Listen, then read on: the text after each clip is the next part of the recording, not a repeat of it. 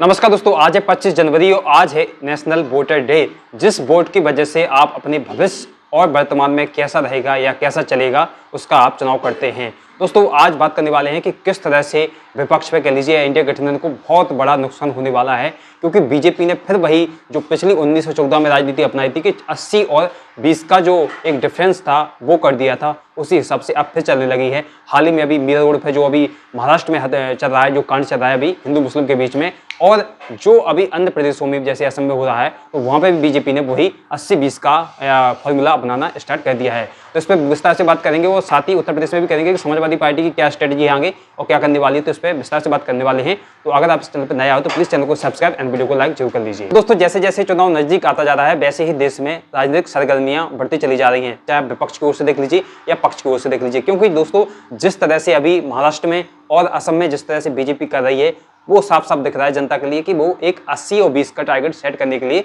सोच रही है, जिससे उसके लिए बहुत अच्छा लाभ होगा। वो हो सकता है इस बार फिर वो सत्ता में आ जाए, लेकिन विपक्ष का एकदम बंटेढार हो सकता है अगर 80-20 का जो फॉर्मूला है बीजेपी अगर वो उसमें चलाने में सक्षम या उसमें पास हो गई।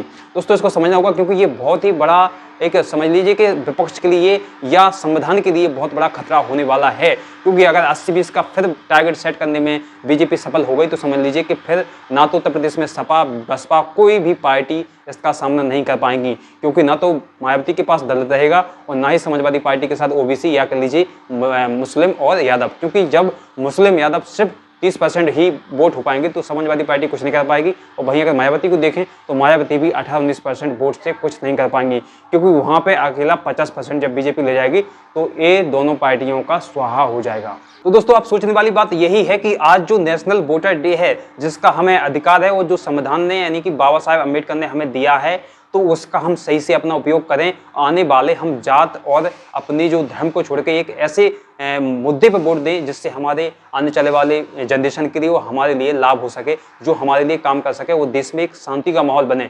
ऐसे हमें पार्टी चुनना चाहिए और ऐसे अगर सब लोगों का एक समझिए कि मत हो जाएगा तो देश में एक अच्छा जाएगा और जो हमारे देश का एक विश्व गुरु बनने का सपना है तभी हो पाएगा, ना कि हिंदू मुस्लिम को अलग लड़ा के वहाँ सिख को अलग लड़ा के। तो इस तरह से कभी भी राजनीति सफल नहीं हो पाएगी। दोस्तों हो सकता है कि बीजेपी अभी 1-2 बार लगातार जीते, लेकिन एक बार जब जनता समझ में आ जाएगी तो ये धरा का धरा रह जाएगा। लेकिन दोस्तों अभी जो बीजेपी कर रही है इस पर हमें सोचना पड़ेगा और हमें जो हमारा वोट का है यानी कि आज 25 जनवरी है तो आज जो नेशनल वोटर डे है उसको हमें सही से प्रयोग करना पड़ेगा। तो समाजवादी पार्टी जिस तरह से अभी मायावती के लिए लुभाने की कोशिश कर रही है, अगर मायावती मान जाती है तो समझिए कि उत्तर प्रदेश में एक राजनीति में अच्छा परिवर्तन देखने को मिल सकता है। अगर मायावती और समाजवादी पार्टी फिर अलग लग जाती हैं तो फिर भी यही होगा, क्योंकि अभी मायावती की तरफ से कोई भी ऐसा ऑफिशियली अनाउंसमेंट नहीं हुआ है कि जिससे वो समाजवादी पार्टी की तरफ जाने की पहल कर रही हो, क्योंकि अभी वो ज्यादातर दूरी ही बनाने के भाषण आए हैं जितने भी उन्होंने दिए हैं। तो अब देखना यही हुआ कि क्या वो मानती है या नहीं मानती। दोस्तों अगर आपको वीडियो पसंद आए तो प्लीज वीडियो को लाइक कीजिए, चैनल को सब्सक्राइब। मिलते हैं अगले वीडियो में।